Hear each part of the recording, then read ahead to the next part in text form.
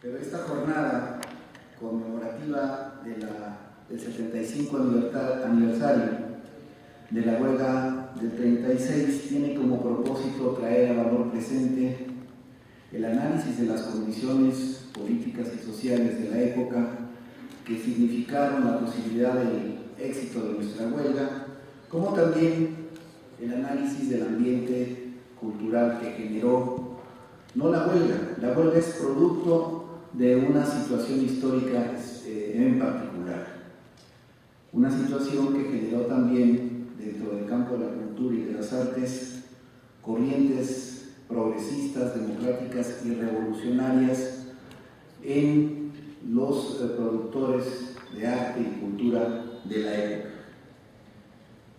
Entonces habría que preguntarnos por qué los hombres del 36, nuestros compañeros electricistas, tuvieron la fortaleza para resistir 10 días en huelga con una ciudad a oscuras, con la presión de la clase patronal, de los empresarios, de la burguesía, de la propia sociedad, de los propios usuarios que decían queremos ver, no hay luz, prendan la luz, paren su huelga, como también de las propias presiones al seno del movimiento sindical que quería desplazar de la negociación a nuestra dirigencia para imponernos un repliegue de levantamiento de la huelga.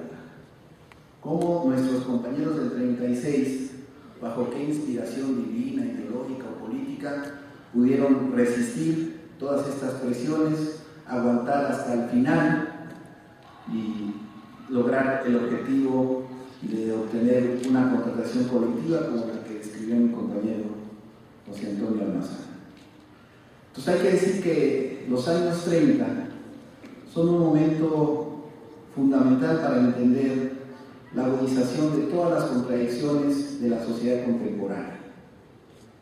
En finales de los años 20 se produce una crisis mundial muy semejante a la que ahora estamos viviendo, el crack de Wall Street, que también mencionó mi compañero Jesús Almerón. Esa crisis de carácter mundial arrojó a la ruina a miles de empresarios, dejó en la calle a millones de hombres, provocó y generó una pobredumbre en 2/3 de la población del mundo, generó estallidos sociales, caídas de gobiernos, derrocamientos de gobiernos, ascenso de la lucha social, pero todo esto enmarcado en una disputa internacional entre dos modelos de sociedad. Algo que ya existía en forma naciente, el socialismo, que inspiraba la lucha de los trabajadores de esa época y de una intelectualidad formada en las ideas revolucionarias y democráticas.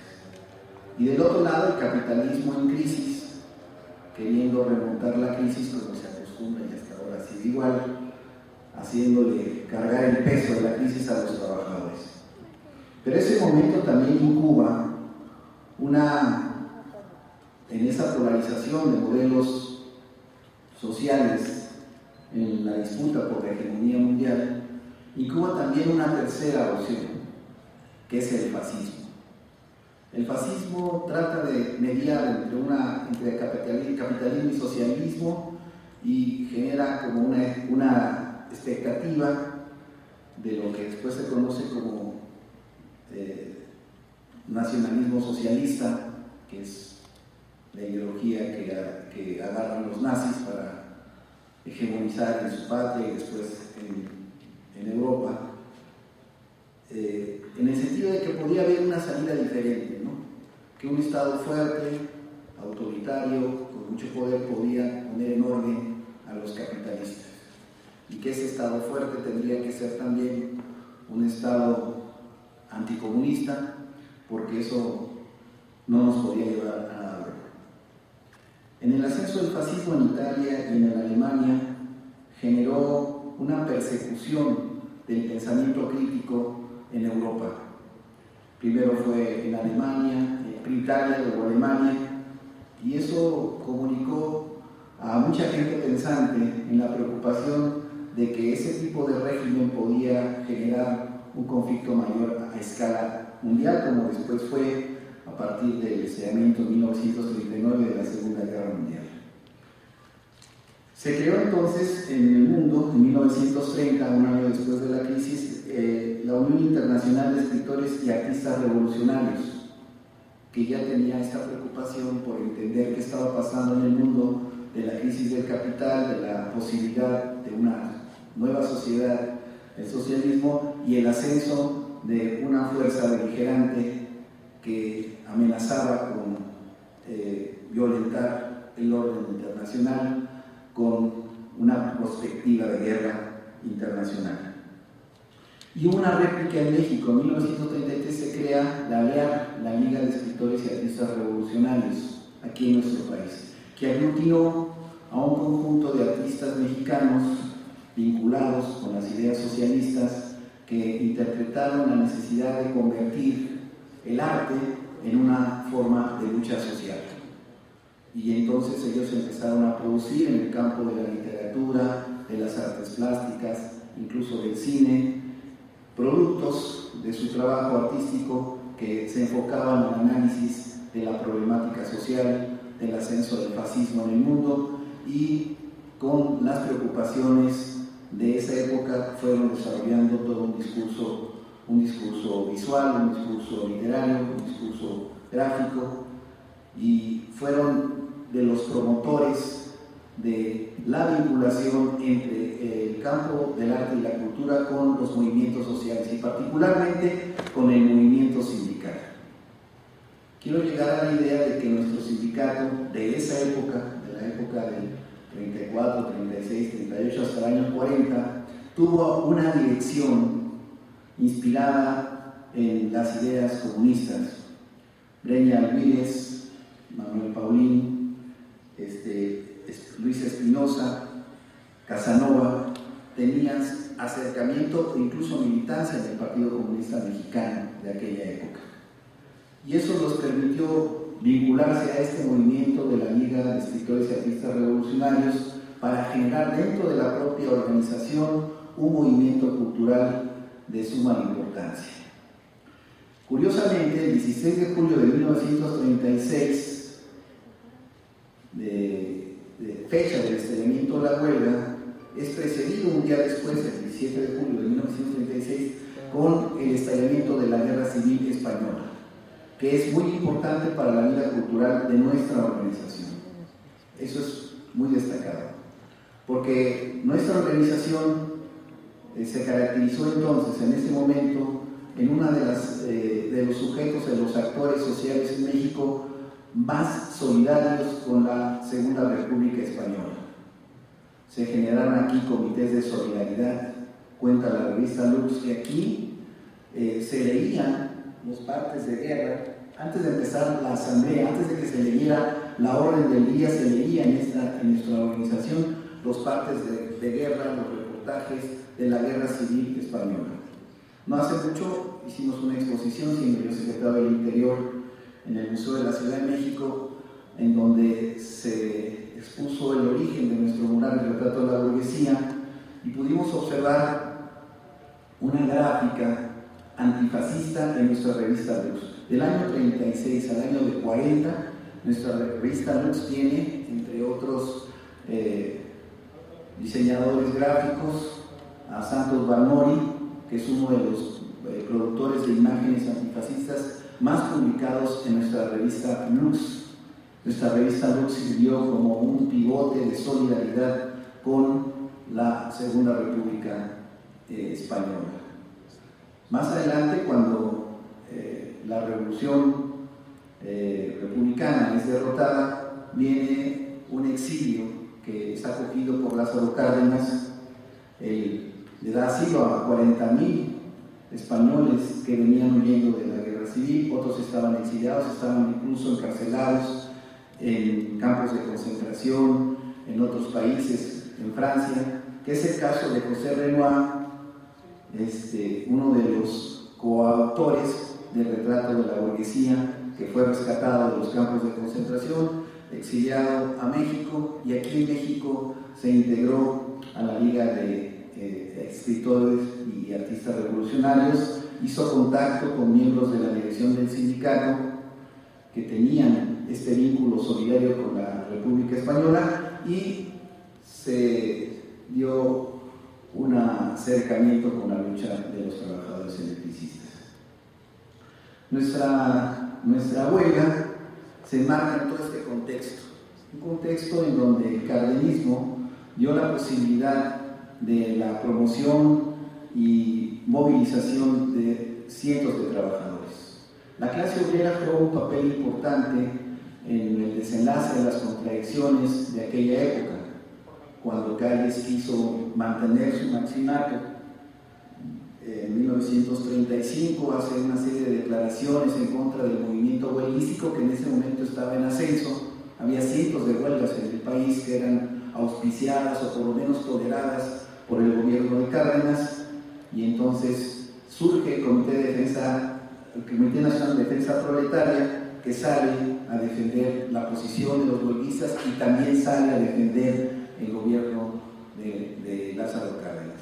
Y Cárdenas generó condiciones, como decíamos el otro día, para que nuestra huelga del 36 fuera exitosa. A diferencia de lo que hoy ocurre, nuestra huelga fue declarada legalmente existente un día después de haber sido estallada, el día 17 de julio. El gobierno dijo: esta huelga es legal y es existente. Y eso sirvió para que el movimiento tomara auge y pudiera sostenerse durante esos 10 días de huelga. El cardenismo fue un movimiento también cultural, porque el gobierno creó instituciones muy importantes para el proyecto de nación que se pretendía soberano e independiente. Se creó el Instituto Politécnico Nacional, el Instituto Nacional de Antropología e Historia, se creó las bases de la que es ahora Comisión Federal de Electricidad, y en ese marco de la huelga el gobierno de Lázaro Cárdenas tuvo un papel determinante para la solución de la misma. En el momento en que ya había una situación crítica que tenía como desenlace o bien que el gobierno interviniera para reprimir la huelga, o bien que el gobierno interviniera con la amenaza de requisar la empresa Luz de Mexico Lion Power, buscar una solución. Entonces es importante que de este emplazamiento del gobierno mexicano de Lázaro Cárdenas a requisar a la empresa fue una de las razones importantes para que se pudiera inclinar la balanza a favor de los trabajadores. En ese contexto de una lucha victoriosa que nos lleva al contrato colectivo de trabajo, con todo lo que ya se mencionó, es como se genera también la situación que enmarca dos cuestiones fundamentales. Después de la huelga hay una discusión aquí en el sindicato para la construcción de un nuevo edificio sindical, porque nosotros teníamos la sede del SME en Colombia número 9, pero no había suficiente espacio para realizar nuestras asambleas. Las asambleas de estallamiento de la huelga del 36, del 20 de julio, que es se hace una asamblea para respaldar la decisión de la huelga y respaldar las gestiones y negociaciones del Comité Central, no se realizan aquí en Antonio Caso 45, en lo que hoy conocemos en el Reina Línea, se hicieron en Colombia número 9, unas y otras en el Teatro del Pueblo. Abelardo Rodríguez está a unas cuadras, a donde también esos artistas de la Liga de Escritores y Artistas Revolucionarios había hecho algunas obras murales, como O'Higgins, que hizo ahí unos murales en el Abelardo Rodríguez. Ahí se hicieron nuestras asambleas. Terminada la huelga, como bien dice nuestro maestro Salmerón, el sindicato cuestionó la posición de la CTM. La CTM durante el conflicto jugó dos caras, ¿no? Por un lado apoyando la huelga y por otro lado intentando negociar a espaldas de la propia dirección del ESME un levantamiento de la huelga. Bueno, hay datos que dicen que Vicente Lombardo Toledano le pidió a Breña Álvarez que levantara la huelga sin un avance significativo en la negociación. De ahí que el ESMEN bien dice nuestro maestro Álvaro, no solamente estuviera 11 meses en la CTN, porque la lectura de nuestros dirigentes, de Paulín, de Doña Vives, de Roldán, era de que esa organización tendía a corporativizarse, a ser subordinación, instrumento del gobierno, y que no tenía una clara definición clasista de frente a conflictos como el de la huelga del 36. Entonces el sindicato comenzó a caminar en forma independiente y a construir su propio patrimonio cultural. Una cosa fundamental en el inicio de esta tendencia es su edificio sindical. Este edificio sindical, fíjense, fue diseñado como se llamaba Nueva Casa Social. Nueva Casa Social. Y el arquitecto, que también era socialista, Enrique Yáñez, él tenía una idea de la arquitectura funcional a las necesidades humanas, a las necesidades sociales, y siempre lo conjugó con la escultura, con la pintura, con la pintura mural, ¿no? Y hay varias obras, el Centro Médico La Raza, una parte del Centro Médico del siglo XXI, fueron obras de Enrique Yáñez, que era un arquitecto socialista. Y a él le pidió la dirección del sindicato, que en ese momento era hegemonizada por los más cercanos al Partido Comunista, le pidieron que hiciera un nuevo edificio sindical, y él acuñó la idea de la nueva Casa Social, porque él tenía pensado, y aquí tengo el dato, que en este edificio sindical debiera haber una biblioteca para 30.000 volúmenes, una imprenta, una cooperativa de consumo, un gimnasio, sala de asamblea, con aforo para 1.000 butacas, equipadas con aparatos de sonido sonoro, un casino obrero y oficinas administrativas del Comité Central, sanatorio y escuela para 200 alumnos. O sea, se ve ahí una visión de no un sindicato gremial, ¿no?, que solamente está en el terreno de la relación obrero-patronal para mejorar sus condiciones de trabajo, sino que también es un sindicato abierto, un sindicato social que pretende ampliar la cobertura de su organización y de su pretensión de clase a la cobertura de aspectos sociales como la salud, la educación, la recreación, la cultura. Era un concepto muy universal de lo que tenía que hacerse como sindicalistas de esa época. Y la dirección del sindicato, viendo que eso marchaba muy bien, pensó que era importante ilustrar, no quiero decir decorar, pero quizá no sea tan malo en este contexto, el edificio, o poner algo visual, algo que significara algo para los trabajadores y que diera testimonio del compromiso de los artistas con la lucha social de los trabajadores. Y entonces hicieron una consulta, fueron a buscar a los muralistas de los más importantes de la época. Se sabe que consultaron a Orozco, a José Clemente Orozco y a David Alfaro Siqueiros, ¿no? Les propusieron. Se entrevistaron con los artistas y los artistas propusieron temas, ¿no? Y según hay una anécdota que dice que José Clemente Orozco les dijo a los de la dirección: bueno, yo sí pinto, pero yo voy a pintar lo que yo quiera, no lo que ustedes me dicen. Y como a mí me gusta pintar mujeres encueradas, yo voy a pintar mujeres encueradas, ¿no?, que es lo que le gusta a la gente, ¿sí?, según la anécdota. Y Siqueiros fue un poco más flexible, habló de poder definir los contenidos, el tema, siempre y cuando se respetara la opinión de los artistas. Entonces se formó un equipo con 3 exiliados españoles y 3 mexicanos también comunistas, porque hay muchos comunistas en esta historia. David Alfaro Siqueiros, Luis Arenal y Antonio Pujol. Y voy a decir esto porque esto sí pasó. Los dos últimos no pudieron terminar la obra porque en una de esas, en el 1938, se fueron a hacer un atentado contra León Trotsky, en Cuyoacán, y los andaba persiguiendo la policía y ya no pudieron ellos participar en la obra final. Que sí terminó fue Siqueiros, junto con los españoles, sobre todo José Renoir. José Renoir, ya digamos en el terreno de la concepción de la obra, fue el que de los que más aportó.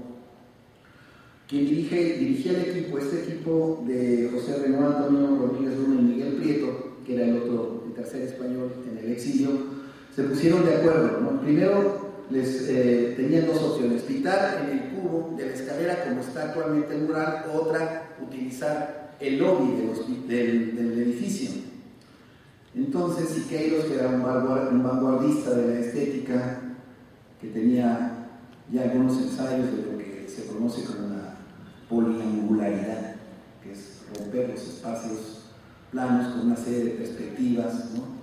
Y la acción del movimiento del autor, del espectador, en su movimiento va observando diferentes puntos de fuga y eso le da un movimiento especial, ¿no?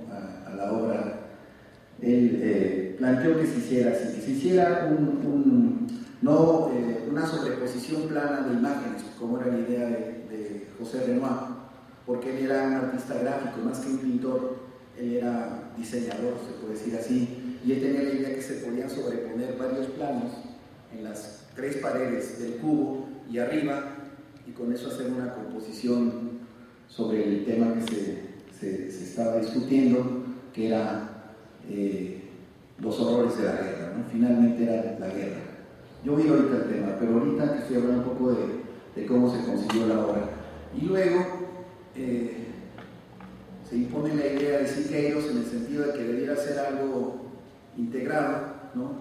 En muchos ángulos, por angularidad, espectador en movimiento y con una técnica de glucosa que es un material plástico muy resistente y que él venía utilizando ya no con pincel de brocha sino con aerógrafo, ¿no? Ahora lo que usan los grafiteros, así se pintó nuestro mural, con plantillas. Hay una parte de plantillas que hizo José Renoir donde están los soldados afuera del Parlamento en llamas, ¿no? Ahí esos soldaditos los hicieron con plantillas y el aerógrafo. Entonces se quedó que esa iba a ser la técnica. Luego en la temática hubo mucha discusión, porque la dirección del sindicato, conociendo los primeros bocetos, no estaba muy de acuerdo. Decía que había mucha violencia, que había mucho horror, porque los artistas plásticos, incluyendo al propio Siqueiros, habían estado en la guerra, venían de la guerra, venían huyendo del fascismo, habían visto matanzas horripilantes, ¿no? Y entonces ellos traían toda esa carga emocional de la guerra, ¿no? en su ser, que bueno, les salió. Y entonces el tema fue variando. Eran los horrores de la guerra, poco más ideologizado. Siqueiros planteó que fuera el retrato de la burguesía, ¿no?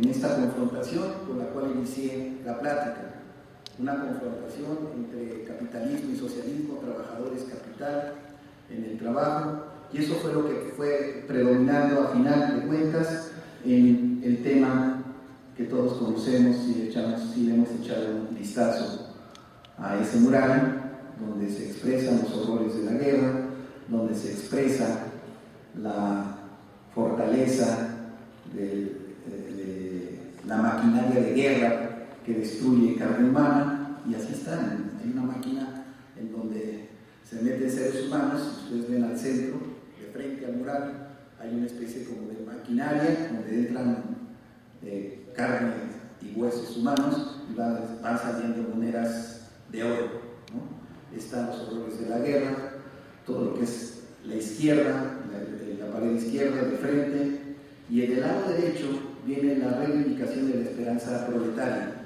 Hay un hombre armado con un fusil, hay masas de trabajadores en lucha huelguística, se ve la técnica, el desarrollo, abajo se puede ver como una, pues es Necaxa, pues Necaxa es una planta de generación hidroeléctrica y al final se corona con la perspectiva de lo que es la esperanza reivindicadora del socialismo, en una perspectiva donde al final está la bandera del sindicato, que significa la victoria de la clase obrera sobre el capital y sus horrores.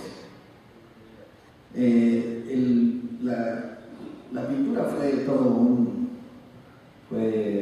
bueno, el desarrollo del trabajo fue muy contradictorio, porque ponerse de acuerdo entre artistas es muy difícil.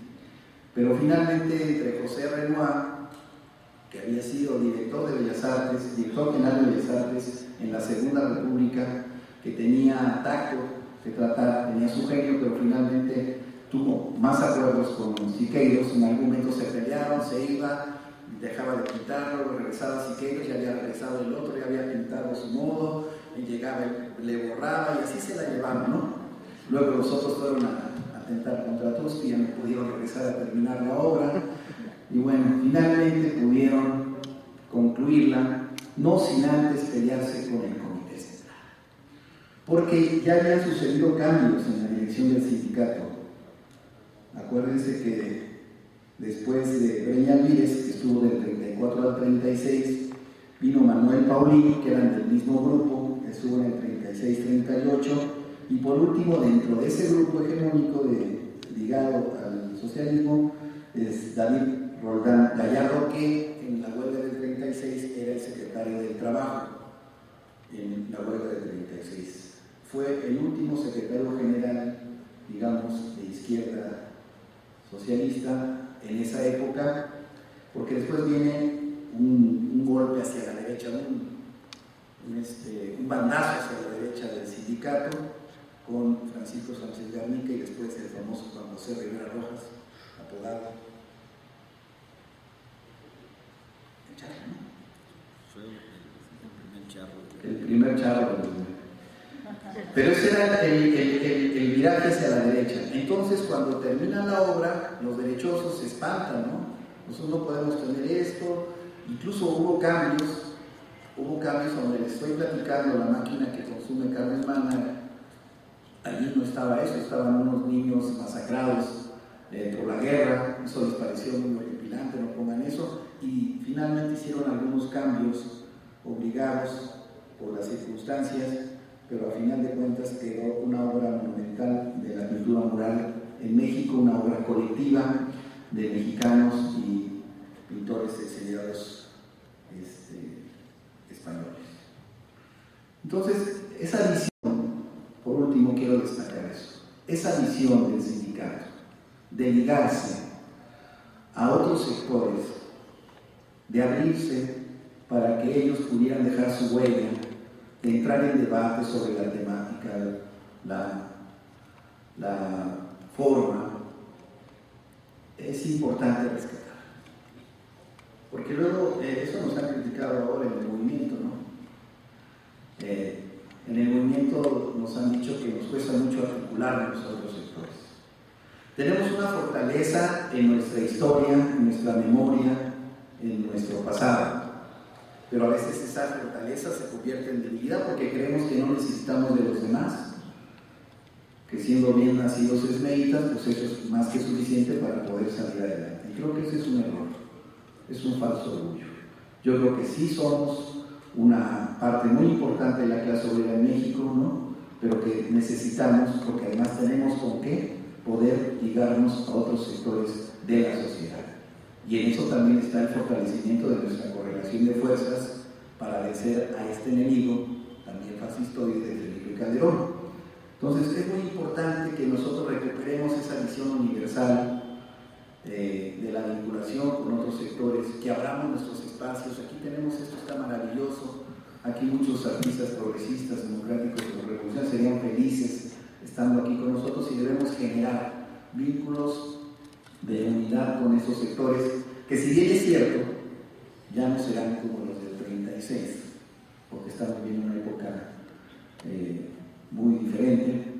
Sí pueden haber gentes interesadas en fortalecer la lucha social y utilizar el arte como un instrumento para su fortalecimiento. Entonces, eso es lo que me parece más importante destacar, esa visión de nuestra dirección en el contexto de la lucha de la huelga, en el contexto de la lucha de clases, de cómo articularse con otros movimientos y de cómo darle espacio al arte y la cultura desde una perspectiva de cambio revolucionario.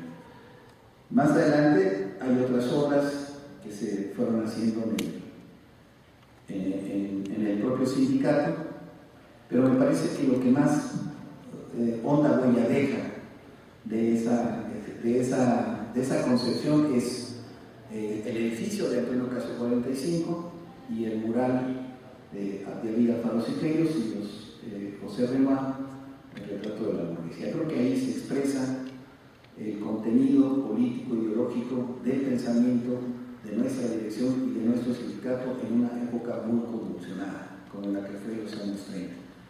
Y por último, yo creo que ahora faltaría hacer el retrato del proletariado, ¿no? Porque hicimos el retrato de la burguesía en los años 30 y yo creo que ahora tenemos suficientes imágenes de nuestra lucha de resistencia, de nuestras familias, de nuestros hijos, de nuestras movilizaciones, para pensar que es posible también pintar el retrato del proletariado, de nuestra lucha en este contexto tan difícil que estamos viendo, pero que nos puede ser también a la larga de la historia, después de los 100 años que vamos a cumplir pronto, un objeto de estudio, de análisis y de inspiración para futuras generaciones de electricistas. Oportunidad de estar en Valencia, España, a invitación de una fundación José Renoir, a un aniversario de su natalicio, y conocimos los bocetos originales de ese mural aquí en el Sindicato Mexicano de Electricistas. Ya no se pudo hacer, pero yo creo que sí valdría la pena, ¿no?, hacer el esfuerzo por rescatar esta posibilidad de una obra monumental, porque abarca todo. Es también una obra en movimiento, tiene una técnica diferente a la poliangularidad de Siqueiros. Aquí sí hay una sobreposición y justaposición de imágenes, pero la verdad yo conozco los bocetos y es bellísimo. Y el título de esos bocetos, o de lo que iba a ser el mural, se llamaba La electrificación acabará con la pobreza en México, y habla del sector. Es muy bien, y yo creo que sí vale la pena rescatarlo y también pagarle salario promedio.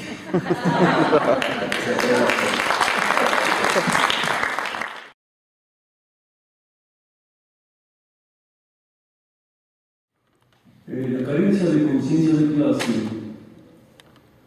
no ha sido un hecho fortuito en el tejido social, no solamente de México, sino del mundo contemporáneo. Pero eso tiene también otras interpretaciones que lamentablemente no están a la vista, no están en la lectura de las mayorías. Y aquí sí hay un papel muy importante que quiero destacar acerca de cómo los grupos de poder que tienen la hegemonía dentro de este nuevo orden. Yo lo vi en mi exposición el caso reciente de Europa, la tragedia que vive Grecia, por ejemplo. Hay un comentario que emana de la misma sociedad griega. ¿Cómo nos paga Alemania, Gran Bretaña, que nos cobran intereses tan numerosos, la filosofía de Aristóteles, el legado de Sócrates, los postulados de Platón? Es decir, la cuna de la civilización del mundo occidental se encuentra lamentablemente en una situación precaria, de auténtica quiebra, pero por los intereses, por esos préstamos onerosos que generan las principales potencias. Pero yéndome al punto inicial para responder a la compañera, quiero comentar que precisamente uno de los objetivos de las sociedades herméticas contemporáneas es acabar no solamente con los sindicatos, sino con la fuerza laboral. Aunque diera la impresión de ser fantasioso lo que voy a decir, es totalmente real.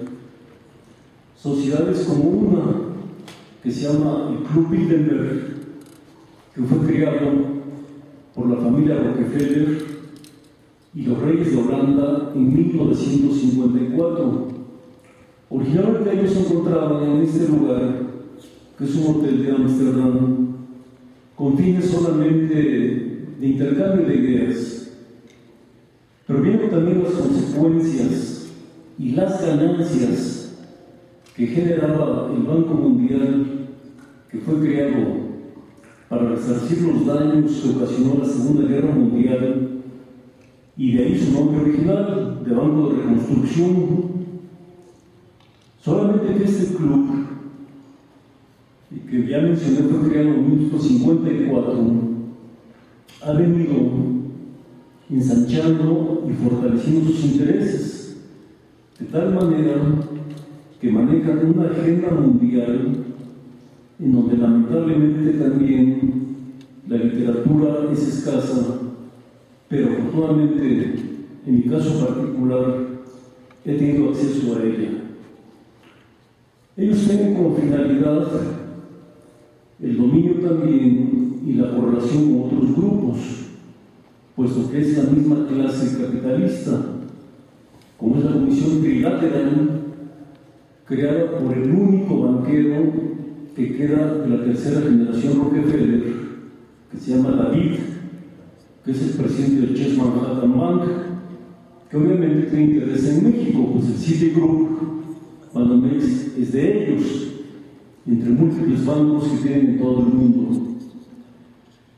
Esos grupos, entre los que se cuentan también los Numerati, que controlan todo lo que se genera en la internet, todo lo que se genera en los teléfonos celulares o móviles, como dicen en España, desde un mensaje familiar, desde un mensaje amistoso, que lo podemos ver como algo trivial o como algo necesario en ciertos casos, desde luego, como algo urgente, pues todo está controlado por ellos, por los Numerati.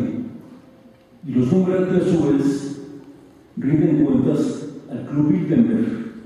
Ahora bien, este club es una mezcla de monarcas y financieros, porque tienen también una regla muy especial, dentro de la cual no todos los potentados de la tierra pueden pertenecer a este club que he mencionado.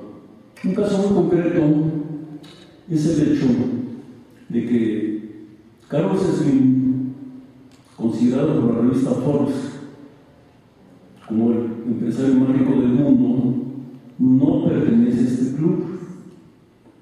Y la consecuencia de ello es que la fortuna de Slim, por los socios también que aglutina el corporativo Carlson Slim, son, como se dice coloquialmente, nuevos ricos. No tienen la fortaleza de generaciones como los Rockefeller, por ejemplo, como la familia Rothschild, que tienen 3 siglos manejando la banca europea, desde Anselmo hasta sus hijos, que después estuvieron en 5 capitales europeas, como Londres, Viena, Berlín, París, y donde a la fecha tienen sus principales bancos. Incluso, al decir todo esto es porque la mano de obra, es decir, la fuerza de trabajo que genera la riqueza, ellos se han encargado de venirla reduciendo de una manera ominosa. Tenemos el caso de la crisis, por ejemplo, española, que en los últimos 3 años se han ido al desempleo 5 millones de españoles y 300,000 personas de aquel país han perdido su casa. Pero es que todo esto está controlado por este Club Bilderberg. Ellos tienen como objetivo principal crear un gobierno mundial donde el primer escollo es precisamente el trabajador. Entonces, por eso yo iniciaba diciendo que aparte de la carencia de conciencia de clase, también lo que ocurre es que la tecnología, que si bien es muy cierto que propicia avances, grandes logros, pero también reduce en aras de intereses minoritarios lo que mencioné como fuerza de trabajo. Ahora bien, si le sumamos a este grupo el consenso de Washington, que agrupa al Banco Mundial, al Fondo Monetario Internacional, a la Casa Blanca, a la CIA, a la Comisión Trilateral, donde se toman las grandes decisiones que indirectamente o directamente afectan a toda la población mundial, que según el último censo somos en el planeta actualmente 12.000 millones, pues el trabajador es un punto clave para ellos. Y de ahí también la contraparte que podemos ver en el gigante de América, que es Brasil actualmente, es la quinta economía mundial. Pero ¿por qué ocurrió el llamado milagro brasileño? Pues más que milagro fue que precisamente un obrero de genuina extracción como tal, que es Luis Ignacio da Silva, bautizado oficialmente por él mismo como Lula, hicieron posible que este país se haya convertido en una gran potencia.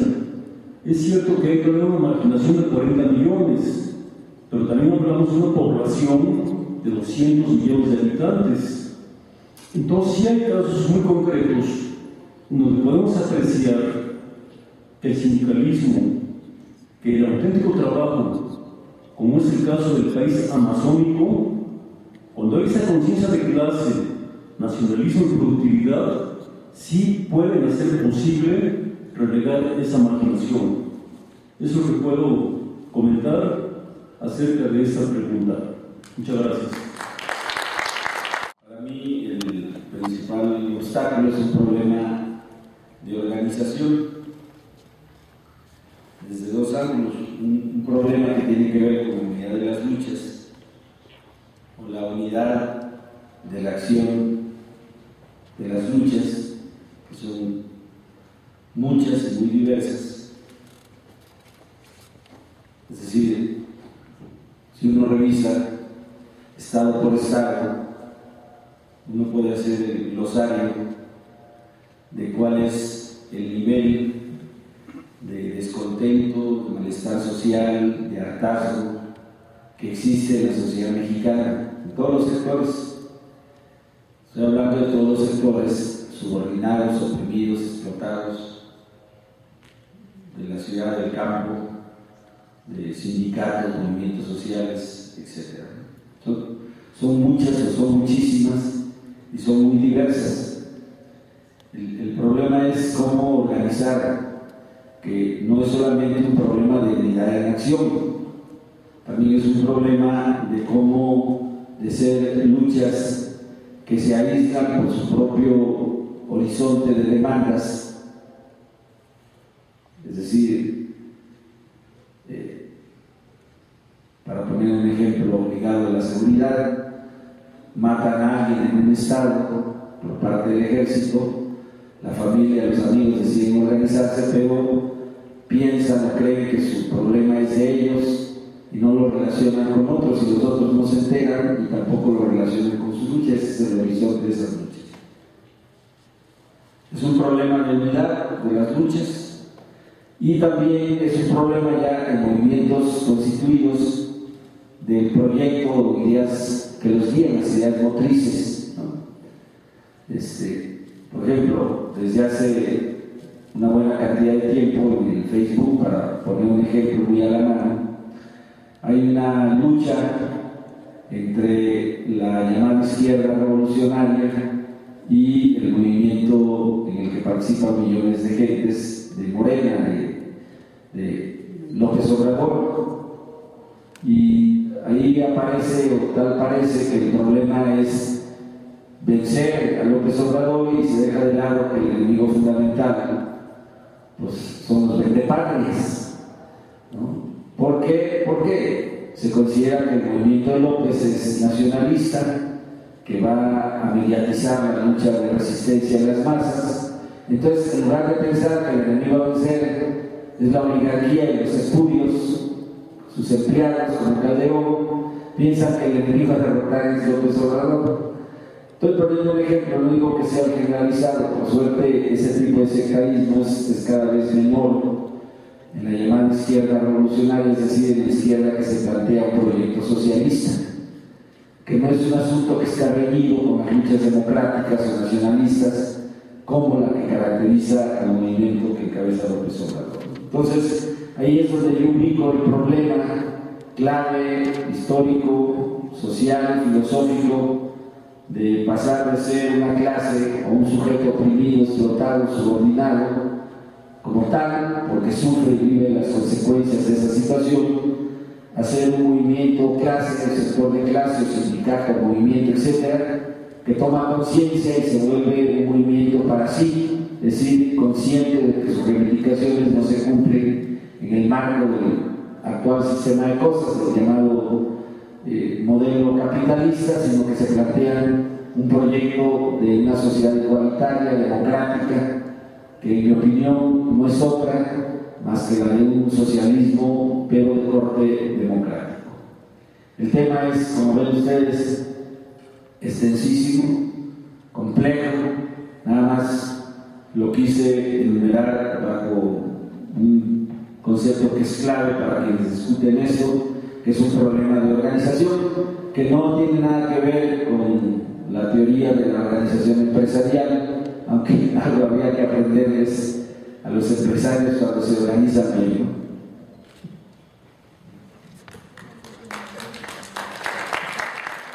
Bueno, yo cuando era estudiante se decía en muchas partes, en los cubículos, en las movilizaciones, en los círculos de estudio, las asambleas, que el proletariado era el sujeto del cambio, ¿no?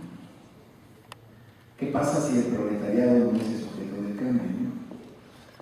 Eso se problematizó después de la caída del bloque socialista, ¿no? Había ciertas pautas, paradigmas, también dicen, que se vinieron abajo con esta caída, ¿no? Y que pusieron a repensar a los filósofos y a los politólogos, teóricos y demás, acerca de si esto era verdad o no era verdad. Y ya en los 90 se empezaron a escuchar los nuevos sujetos sociales, ¿no? Y entonces de repente ya había muchas alternancias. Ahora eran los indígenas, ¿no?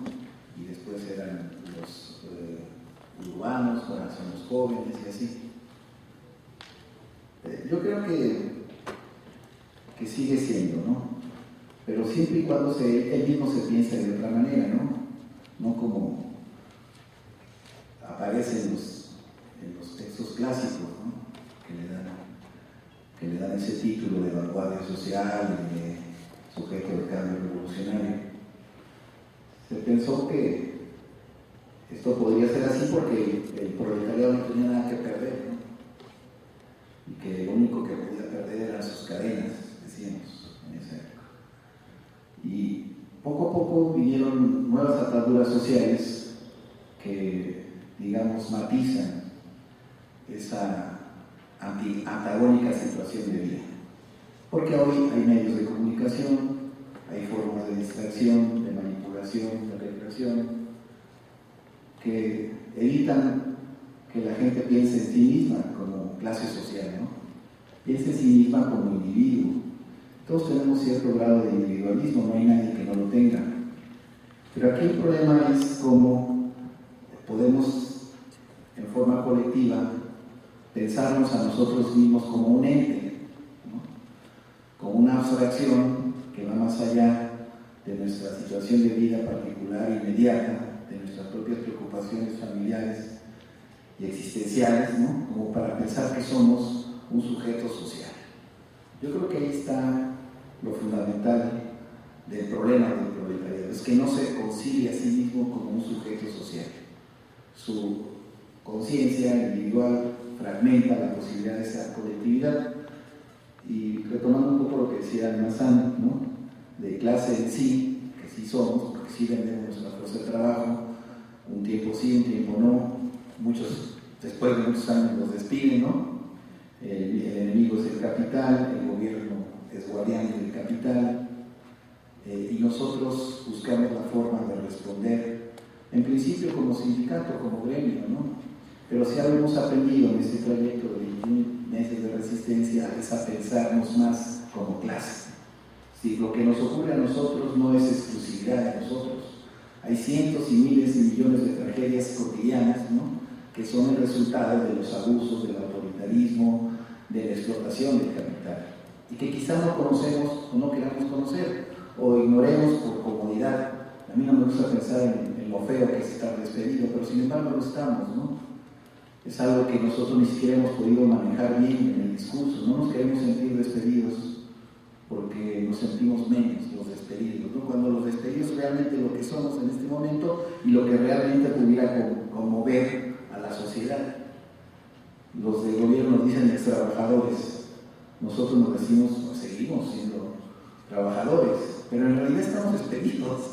Entonces, nuestra lucha es por recuperar nuestro trabajo, nuestro empleo, pero hay que decirlo así, porque sí, es una tragedia que nunca quisimos que nos ocurriera, pero nos pasó. Pero ¿cuántas más hay en el mundo que se parecen a la nuestra o que incluso son peor que la nuestra?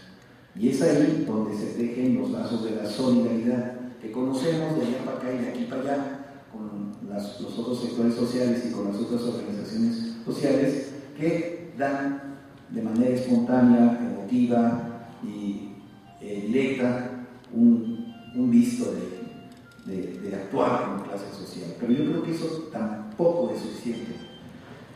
Ir más allá de eso es posible siempre y cuando nosotros vayamos más allá de lo que es nuestro horizonte inmediato.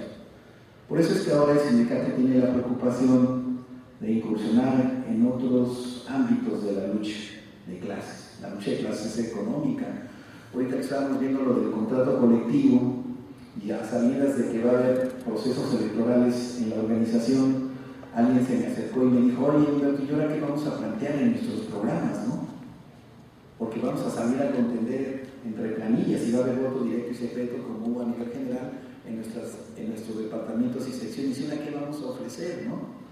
Porque si yo era ingeniero podía decir, bueno, el riesgo eléctrico para los ingenieros, ¿no? Y si yo estaba en un departamento donde no hay clase A, pues de clase A. Entonces yo pedía el voto y el respaldo de mis compañeros para que fuéramos por más en el terreno de las condiciones de trabajo y de las percepciones económicas. ¿Ahora qué vamos a ofrecer? Pónganse a pensar, algunos van a contender en sus elecciones y ya deben de estar pensando en cuál va a ser su plataforma. Y yo la respuesta que di fue esa. La misma pregunta que hizo la compañera. Hay que problematizar el movimiento y ofrecer una plataforma, ofertar una solución a los problemas del movimiento. Y es algo que no hacemos comúnmente. No queremos hablar de los problemas del proletariado, pues menos vamos a querer hablar de los problemas del movimiento, ¿no? Y el movimiento tiene muchos problemas y requiere de muchas soluciones. Y los que estamos en la política, dentro del sindicato, tenemos que ofrecer solución a los problemas. Y le ponía el ejemplo al compañero. Bueno, ¿cuál es tu solución como representante al problema de la dispersión? Porque hoy tenemos un grave problema de dispersión, que puede ser natural a la búsqueda de los medios de vida, ¿no? Hay gente que se está replegando en la búsqueda de la sobrevivencia de sí y de su familia. Pero eso lo hace ser malo, eso lo hace ser ajeno, eso lo hace ser, no, ajeno al movimiento, ¿no? Bueno, tú que quieres ser representante, mi representante, ¿qué propones para evitar la dispersión y para reagrupar al escalafón, a los que no nos hemos liquidado? Bueno, pues ofréceme propuestas, quizá de que debamos los de cables, yo soy cables, hacer una especie como de catálogo de servicios y decir nosotros podemos hacer mantenimiento de subestaciones. Y yo propongo que nos organicemos para que tengamos recursos de sobrevivencia y podamos seguir resistiendo. O yo propongo que como mecanismo de comunicación que ahora no tenemos para poder reagrupar a nuestra base social, abramos una página web, ¿no? Que todos tengamos, o sea, tenemos que problematizar y buscar la forma en resolver los problemas del movimiento de manera práctica y concreta. Y me parece que el ejercicio del voto democrático es muy buena oportunidad para hacer ese ejercicio, para buscar las soluciones a través de la competencia sana en la política electoral del sindicato. La gente está acostumbrada a votar. No es lo mismo que llamemos una asamblea departamental y seccional y digamos quién vota por fulano y quién vota por tal. No.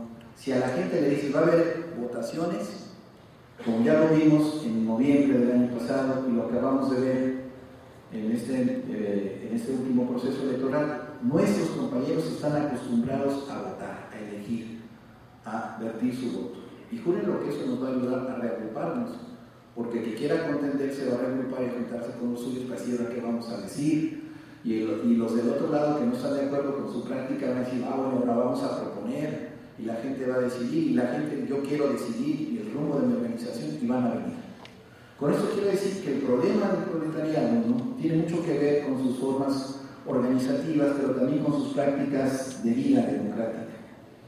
El pensamiento colectivo, el pensamiento de clase solo se construye así, en la lucha, en la confrontación directa, pero también en la conjunción de un pensamiento colectivo. Yo sí creo que hace falta un escalón de conciencia para sí, en esta idea que podemos sentirnos y concebirnos como clase, que se llama partido.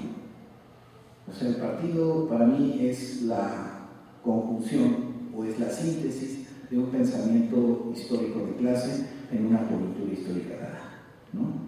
Y yo sí creo que debe haber un partido de los trabajadores o del proletariado, como le queramos decir, que signifique la síntesis de todo este proceso de concientización, de organización, de confrontación con los núcleos o los hegemónicos, y que nos permita dirigir la actividad colectiva de los trabajadores organizados hacia el cambio que, si están de acuerdo con Almazán, debe ser así: un socialismo democrático, un socialismo autogestivo y otras cosas y adjetivos que le podemos poner, pero todo parte en síntesis de qué es lo que quieren los trabajadores, qué es lo que quiere la población, ¿no? En contra de la capacidad del capital y su Estado para disolver la conciencia social de la población. ¿Qué es lo que vemos todos los días?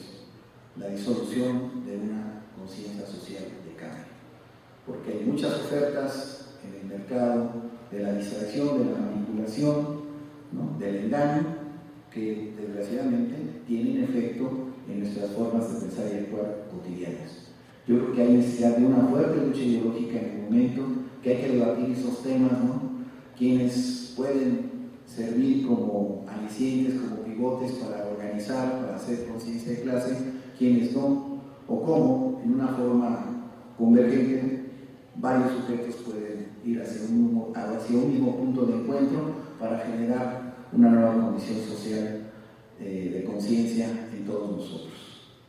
Creo que esa es la alternativa, y finalmente termino diciendo que esto no será de manera teórica, no será de manera espontánea tampoco, que este es un encuentro dentro del propio contexto de la lucha, que es lo que estamos aprendiendo ahora y que también pasa por resolver los problemas concretos de lo que somos como movimiento de resistencia. Hay que ofrecer alternativas a lo existente en el movimiento, como también en una perspectiva de cambio. Muchas gracias.